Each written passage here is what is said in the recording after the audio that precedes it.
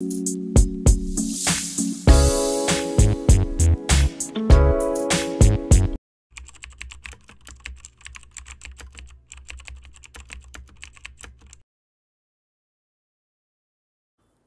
అండి, నేను doctor Banu. So జనరల్గా ఎవరికైనా యాక్సిడెంట్ అయినప్పుడు కానివ్వండి, లేదంటే హార్ట్ స్ట్రోక్ కానీ బ్రెయిన్ స్ట్రోక్ కానీ వచ్చినప్పుడు, ఇలా ట్రామాటిక్గా ఏదైనా జరిగినప్పుడు హాస్పిటల్లో వాళ్ళని క్రిటికల్ కేర్లో పెడతారు కదా, ఐసీయూలో పెట్టినప్పుడు వాళ్ళ కండిషన్ ఎలా ఉంది అని తెలుసుకోవడానికి జీసీఎస్ స్కోరింగ్ అని ఇస్తారనమాట. జనరల్గా డాక్టర్స్ కూడా చెప్తూ ఉంటారు, క్రిటికల్గా ఉంది కండిషన్, జీసీఎస్ స్కోర్ లో ఉంది, తక్కువ ఉంది అనేసి చెప్తూ ఉంటారు వాడుక భాషలో. అసలు ఈ జీసీఎస్ అంటే ఏంటి, దీని వాల్యూ ఎట్లా తెలుసుకోవాలి, దీన్ని బట్టి ఈ వాల్యూని బట్టి మనం ఆ పర్సన్ కండిషన్ ఎట్లుంది అనేసి ఎలా ఎస్టిమేట్ చేస్తాము అనేది నేను ఈ వీడియోలో నేర్పిస్తాను. సో జీసీఎస్ అంటే గ్లాస్గో కోమా స్కేల్ అనమాట. దీన్ని గ్లాస్గో కోమా స్కోర్ అని కూడా అని పిలుస్తారు. జనరల్గా ఇలా పేషెంట్ ఐసీయూలో ఉన్నప్పుడు వాళ్ళ న్యూరలాజికల్ అసెస్మెంట్ అంటే బ్రెయిన్ ఏ విధంగా పనిచేస్తుంది, అంటే ఎంత లెవెల్ ఆఫ్ కాన్షియస్నెస్లో ఉన్నారు, వాళ్ళు స్పృహలో ఉన్నారా లేదా, ఉంటే ఏ లెవెల్లో ఉన్నారు అని తెలుసుకోవడానికి మనం ఈ స్కోరింగ్ ఇస్తామన్నమాట. సో ఈ GCS scale is use to describe the general level of consciousness in patients with traumatic brain injury.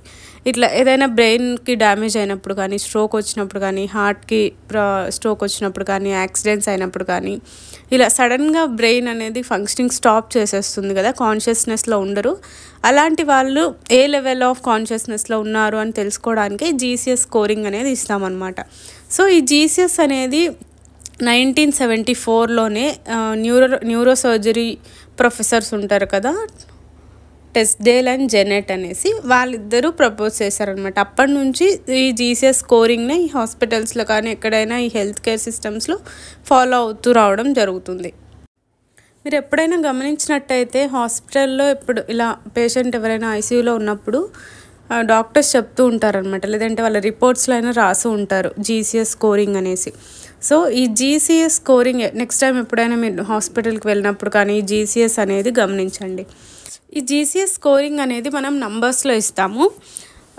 Minimum 3 నుంచి స్టార్ట్ అవుతుంది అనమాట ఈ జీసీఎస్ స్కోరింగ్. 3 to 15 అనమాట, మ్యాక్సిమం 15 ఉంటుంది నంబరు. ఈ 3 to 15 అనేది లెవెల్ ఆఫ్ కాన్షియస్నెస్ అనమాట. అంటే పేషెంట్ యొక్క కాన్షియస్నెస్ అనేది మరీ లో ఉందా, అంటే 3, 4, 5 అలా ఉందా, లేదంటే హై ఉందా, 14, 15, 13 ఇలా ఈ రేంజెస్లో ఉందా అనేసి మనం ఎస్టిమేట్ చేస్తామన్నమాట ఈ పేషెంట్ని చూసి. ఎలా అనేది నేను ఎక్స్ప్లెయిన్ చేస్తాను. 3 to 15 అనేది నంబర్ కదా, 3 అనేది మినిమం, 15 అనేది మ్యాక్సిమం. 15కి మించి ఎక్కువ ఉండదు, 3కి కన్నా తక్కువ కూడా ఉండదు అనమాట ఈ గ్లాస్గో కోమా స్కేల్ యొక్క రీడింగ్స్. ఫర్ సపోజ్ ఒక పేషెంట్ యొక్క జీసీఎస్ స్కోరింగ్ అనేది 13 to 15 మధ్యలో, అంటే 13 కానీ 14 కానీ 15 కానీ ఇలా వచ్చిందనుకోండి, వీళ్ళకు మైనర్ బ్రెయిన్ ఇంజురీని అయ్యింది అనేసి చెప్తారనమాట డాక్టర్స్. అంటే లెవెల్ ఆఫ్ కాన్షియస్నెస్ అనేది ఎక్కువగానే ఉంది, అంత డ్యామేజ్ ఏం జరగలేదు అన్నట్లు అర్థం చేసుకోవాలి. అదే ఈ జీసీఎస్ స్కోరింగ్ అనేది 9, 10, 11, 12 ఈ రేంజెస్లో ఉన్నట్టయితే మోడరేట్గా బ్రెయిన్ ఇంజురీ, అంటే మోడరేట్గా డ్యామేజ్ అయితే జరిగింది, లెవెల్ ఆఫ్ కాన్షియస్నెస్ కూడా తక్కువగానే ఉంది, ఇలా కోమా స్టేజెస్లో ఉన్నారు అనేసి చెప్తారనమాట. అదే ఈ జీసీఎస్ స్కోరింగ్ అనేది 3 నుంచి 8 వరకు, 3, 4, 5, 6, 7, 8 ఇలా ఈ స్మాలర్ నంబర్స్లో, ఇలా తక్కువ నంబర్లో ఉందనుకోండి, వీళ్ళకు ఎక్కువ మేజర్గా బ్రెయిన్ ఇంజురీ జరిగింది అనేసి చెప్తారనమాట. అంటే సివియర్ బ్రెయిన్ ఇంజురీ అంటారు. సో ఇలా తక్కువ జీసీఎస్ ఉన్న వాళ్ళని ఎక్కువ క్రిటికల్ స్టేజెస్లో ఉన్నారు అనేసి చెప్తారనమాట డాక్టర్స్.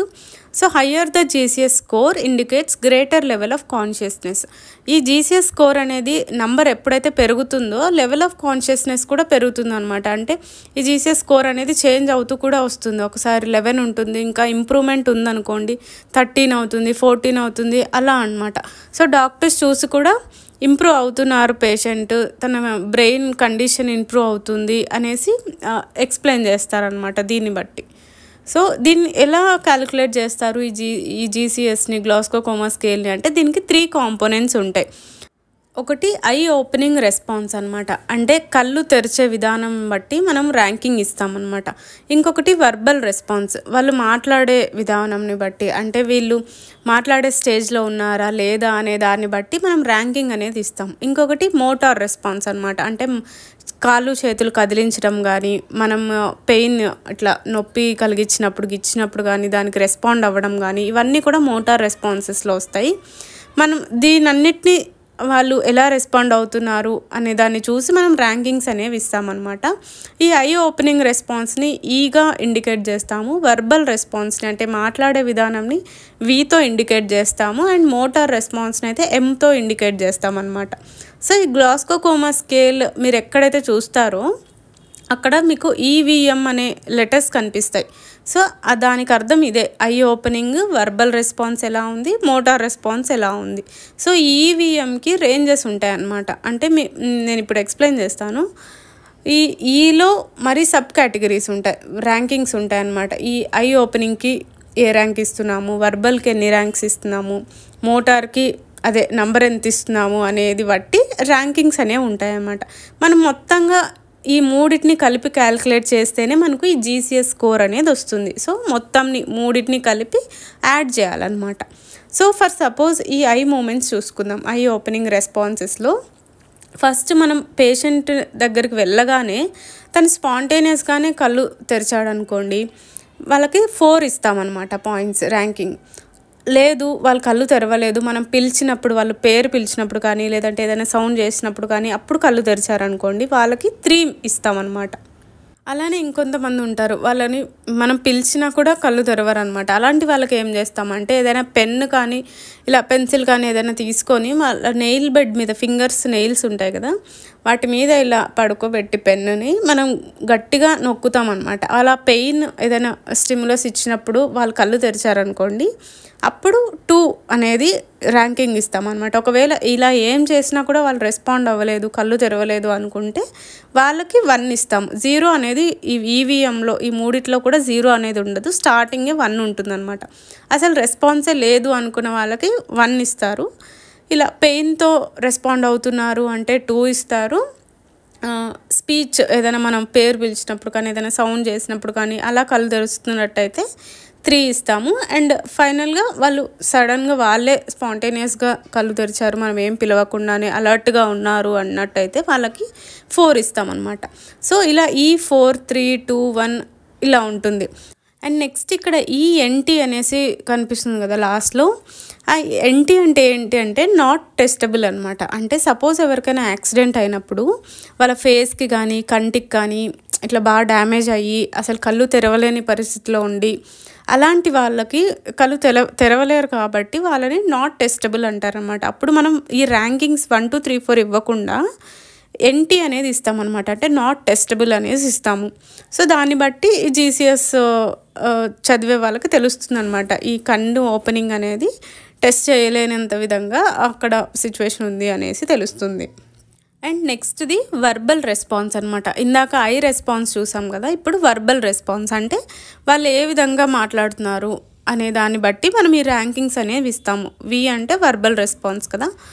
సో ఈ స్టార్టింగ్ మనము ఐలో ఎలా అయితే 1, 2, 3, 4 ఉన్నాయో ఇక్కడ 1, 2, 3, 4, 5 ఉంటాయి అన్నమాట. సో 5 రేంజెస్ ఉంటాయి. టాప్ ఏమో 5th oriented to time, person and place.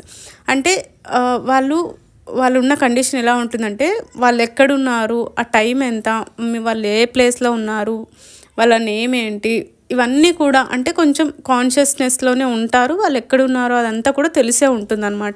So ఓరియంటెడ్గా ఉంటారు, అలర్ట్గా ఉంటారు. అలాంటి వాళ్ళకి 5 ర్యాంకింగ్ అనేది ఇస్తాము.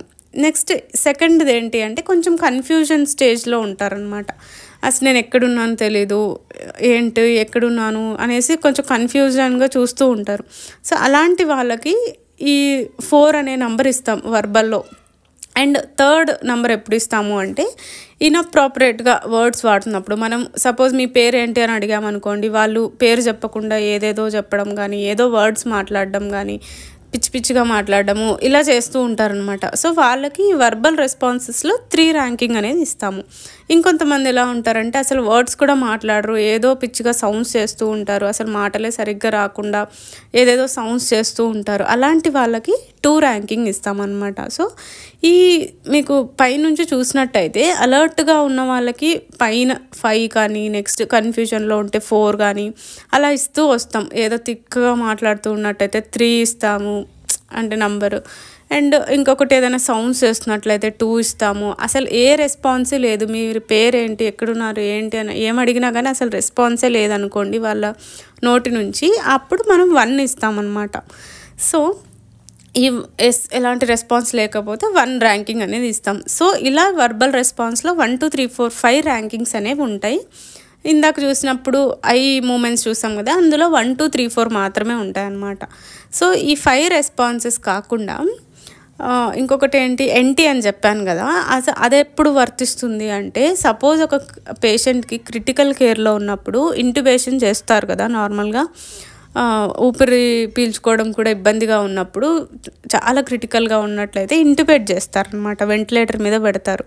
సో అలాంటి వాళ్ళు మాట్లాడలేరు, మనం ఏం అడిగినా కూడా మాట్లాడలేరు. అలాంటి వాళ్ళని నాట్ టెస్టబుల్ అనేసి చెప్తామన్నమాట. ఈ క్రిటికల్ కేర్లో ఉన్న వాళ్ళని, ఇలా ఇంట్యుబేట్ చేసిన వాళ్ళని ఈ వర్బల్ రెస్పాన్సెస్ నాట్ టెస్టబుల్ అనేసి రాస్తాం. అండ్ నెక్స్ట్ది ఈ ఈవీఎంలో ఈ అయిపోయింది, వి అయిపోయింది. అండ్ నెక్స్ట్ మోటార్ రెస్పాన్సెస్ అనమాట.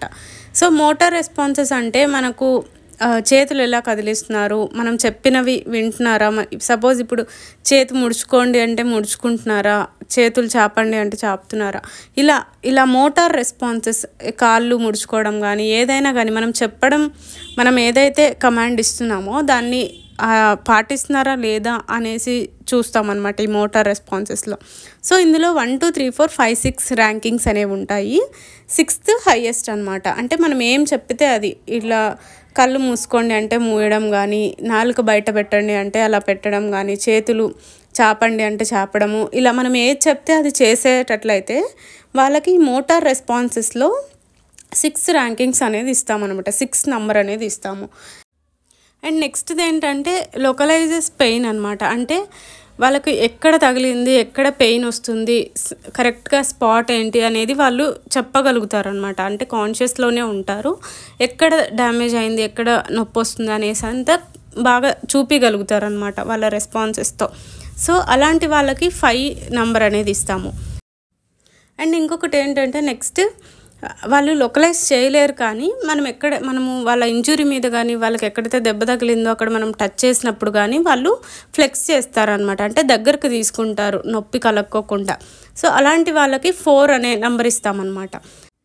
నెక్స్ట్ ఈ పిక్చర్స్లో చూసినట్టయితే మనం ఎప్పుడైతే చేతుల్ని ముడుచుకొని దగ్గరకు తీసుకుంటామో, నార్మల్గా మన కోర్ బాడీకి అంటే మన సెంటర్ బాడీకి ఎక్కడ మన చేతుల్ని కాళ్ళని తీసుకుంటామో వాటిని ఫ్లెక్షన్ అనేసి అంటాము. ఎక్స్టెన్షన్ అంటే మనం దూరంగా ఇలా చాపినప్పుడు, కాళ్ళు చాపినప్పుడు, చేతులు ఇలా దూరంగా చాపినప్పుడు బాడీ నుంచి దూరంగా, దాన్ని ఎక్స్టెన్షన్ అంటారనమాట. సో ఈ ఫ్లెక్షన్ కానీ ఎక్స్టెన్షన్ కానీ అబ్నార్మల్గా చేసినట్టయితే వాళ్ళకు 3 and 2 నంబర్ అనేది ఇస్తామన్నమాట. సపోజ్ ఇలా మోటార్ రెస్పాన్సెస్ ఏవీ లేవు అనుకోండి, వాళ్ళు ఎంత కదిలించినా కానీ ఏమి చెప్పట్లేదు, ఏం కదిలించట్లేదు, అలా పడిపోయి ఉన్నారు బెడ్ మీద అన్నట్లయితే వాళ్ళకి మోటార్ రెస్పాన్సెస్ ఏం లేవు కాబట్టి 1 అనే నంబర్ ఇస్తామన్నమాట, M1 అనేది ఇస్తాము. సో ఈ విధంగా జీసీఎస్ స్కోరింగ్ అనేది ఉంటుందన్నమాట. సో ఫస్ట్ నుంచి చూసినట్టయితే ఒకటి ఐ ఓపెనింగ్ ఉంటుంది, ఇంకొకటి వర్బల్ రెస్పాన్స్ ఉంటుంది, ఇంకొకటి మోటార్ రెస్పాన్స్ ఉంటుంది. వాళ్ళు కళ్ళు ఎలా తెరుస్తున్నారు అనే దాన్ని బట్టి మనం ఐ ఓపెనింగ్ ర్యాంకింగ్స్ ఇస్తాము. ఎలా మాట్లాడుతున్నారు, ఓరియంటెడ్గా ఉన్నారా లేదా, ఏం మాట్లాడుతున్నారు అనే దాన్ని బట్టి వర్బల్ రెస్పాన్స్ వాటి ర్యాంకింగ్స్ ఇస్తాము. అండ్ ఎలా కదిలిస్తున్నారు చేతులు కాళ్ళు అనే దాన్ని బట్టి మనము ఈ మోటార్ రెస్పాన్సెస్కి ర్యాంకింగ్ ఇస్తామన్నమాట. ఈ జీసీఎస్ స్కోర్ అనేది లెవెల్ ఆఫ్ కాన్షియస్నెస్ని, అంటే వాళ్ళు ఏ విధంగా ఉన్నారు, వాళ్ళ బ్రెయిన్ ఎలా పనిచేస్తుంది, కాన్షియస్లో ఉన్నారా, స్పృహలో ఉన్నారా, కోమాలో ఉన్నారా, వాళ్ళు ఇంప్రూవ్ అవుతున్నారా, రోజు రోజుకి ట్రీట్మెంట్ పరంగా ఇంప్రూవ్ అవుతున్నారా, లేదా ఇంకా క్రిటికల్గా అయిపోతుందా కండిషను, లేదంటే స్టేబుల్గా అలానే ఉన్నారా, ఏం ఇంప్రూవ్మెంట్ లేదా, ఇలాంటివి మనం అసెస్ చేయడానికి, ఇట్లా పేషెంట్ గురించి హెల్త్ చెప్పడానికి మనకు ఈ జీసీఎస్ స్కోరింగ్ అనేది హెల్ప్ చేస్తుంది అన్నమాట. సో ఇప్పుడు ఈ ఐ మూమెంట్, వర్బల్ ఇంకా మోటార్ రెస్పాన్సెస్ మూడిటి గురించి తెలుసుకున్నాం కదా. ఇప్పుడు కొన్ని ఎగ్జాంపుల్స్ చెప్తాను మీకు. ఫర్ ఎగ్జాంపుల్ ఐ మూమెంట్స్లో చూసుకున్నట్టయితే E3 అంటే 3 అంటే ఏంటి, మనం ఎప్పుడైతే మాట్లాడతామో వాళ్ళని పిలుస్తామో మీ పేరేంటి అని పిలుస్తామో అప్పుడు కళ్ళు తెరుస్తారు. అలాంటి వాళ్ళని మనకి E3 నెంబర్ ఇస్తాం. సో అదే V5 ఉందనుకోండి, 5 అంటే ఏంటి, ఓరియంటెడ్గా ఉన్నారు అంటే వాళ్ళు ఎక్కడున్నారో తెలుసు, వాళ్ళ పేరేంటో తెలుసు, లొకేషను అంటే ప్లేస్ ఎక్కడ, టైం ఎంత, అంత అలర్ట్గా ఉన్నారు. సో ఇలాంటి వాళ్ళకి 5 ఇస్తాం. అండ్ M6 ఏంటంటే మనం ఏం చెప్పినా కూడా ఒబే చేస్తారనమాట. అంటే మనం ఏం చెప్పింది చేస్తారు. మోటార్ రెస్పాన్సెస్లో కాళ్ళు కదిలించమంటే కదిలిస్తారు, ఇలాంటివన్నీ.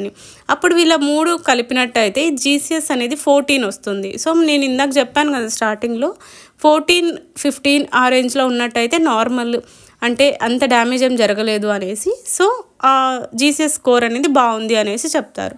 సో సెకండ్ ఎగ్జాంపుల్ చూసుకున్నట్టయితే E2, V4, M5. సో చెప్పాను కదా, E2 అంటే ఏంటి, పెయిన్ ఇచ్చినప్పుడే కళ్ళు తెరవడం. అదే V4 అంటే ఏంటి, కన్ఫ్యూజన్గా ఉండడము అలా ఉంటుందన్నమాట వర్బల్. M5 అంటే ఏంటి, మూవ్స్ టు లొకలైజ్డ్ పెయిన్, అంటే వాళ్ళు ఎక్కడెక్కడ పెయిన్ వస్తుందో దాన్ని టచ్ చేయడము, ఇట్లా చూపించడం అదంతా కూడా చేస్తారనమాట. సో ఈ మూడింటిని కలిపితే మనకు GCS అనేది 11 వస్తుంది. సో మోడరేట్గా డ్యామేజ్ అయింది, కొంచెం కాన్షియస్నెస్ లెవెల్ అనేది తక్కువగా ఉంది అనేసి చెప్తారు. అదేవిధంగా E1, V2, M3. సో ఇది చూడండి, E1 అంటే ఏంటి, అసలు రెస్పాన్సే లేదు, ఐ మూమెంట్ అయితే రెస్పాన్సే లేదు అనేసి. V2 అంటే ఏంటి, ఇన్కంప్రహెన్సివ్ సౌండ్స్ అనమాట, అంటే పిచ్చిగా మాట్లాడుతూ ఉండడం, మాట్లాడకపోవడం, ఊరికే సౌండ్స్ ఏవో చేస్తూ ఉంటారనమాట V2 అంటే. సో అలా చేస్తూ ఉంటారు. అండ్ M3 అంటే ఇందాక చెప్పాను కదా అబ్నార్మల్ ఫ్లెక్షన్ అని, అది. సో ఈ మూడింటిని కలిపితే 6 వచ్చింది. అండ్ ఈ ఎగ్జాంపుల్లో చూసుకున్నట్టయితే NT ఉంది, V4 ఉంది, M4 ఉందన్నమాట. సో NT అంటే నేను ఇందాక చెప్పాను కదా నాట్ టెస్టబుల్ అనేసి.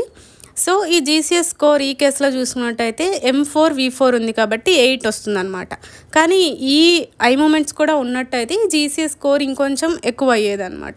సో ఈ విధంగా ఈ GCS స్కోర్ వల్ల ఈ లెవెల్ ఆఫ్ కాన్షియస్నెస్, ఆ పేషెంట్ యొక్క పరిస్థితి ఎలా ఉంది అనేసి మనం ఎస్టిమేట్ చేయొచ్చు. And factors that can affect GCS, మన బాడీలో ఏవైతే ఈ GCSని, గ్లాస్కోకోమా స్కేల్ రీడింగ్స్ని ఎఫెక్ట్ చేస్తాయి అంటే, ఒకటి పారాలసిస్ ఉన్న వాళ్ళలో. సో కాళ్ళు చేతులు పడిపోవడం కానీ, ఇలా చెప్పాను కదా పారాలసిస్ గురించి, నార్మల్గా ప్యారలైజ్ అయిపోయి ఉంటారు, 2 లెగ్స్ కానీ 2 హ్యాండ్స్ కానీ, లేదంటే ఒక లెగ్ ఒక హ్యాండ్ ఇట్లా ఒక సైడ్ కానీ 2 సైడ్స్ కానీ, ఇలా పారాలసిస్ వచ్చిన వాళ్ళలో మూమెంట్స్ అసలు చేయరు కాబట్టి వాళ్ళలో ఈ గ్లాస్కోకోమా స్కేల్ రీడింగ్ అనేది కరెక్ట్ కాదనమాట తీసుకోవడం. అండ్ ఇంట్యూబేటెడ్ చేసిన వాళ్ళలో ఇందాక చెప్పినట్టు ICU పేషెంట్స్లో ఊపిరి ఆడకపోతే వెంటిలేటర్ మీద పెడతారు కదా, ఇంట్యూబేట్ చేస్తారు. సో అలాంటి వాళ్ళలో వర్బల్ మూమెంట్స్ ఉండవు కాబట్టి సో ఈ గ్లాస్కోకోమా స్కేల్ వీళ్ళకి కూడా వర్తించదు అనమాట, అంటే ఎఫెక్ట్ అవుతుంది GCS అనేది ఇలాంటి వాళ్ళల్లో.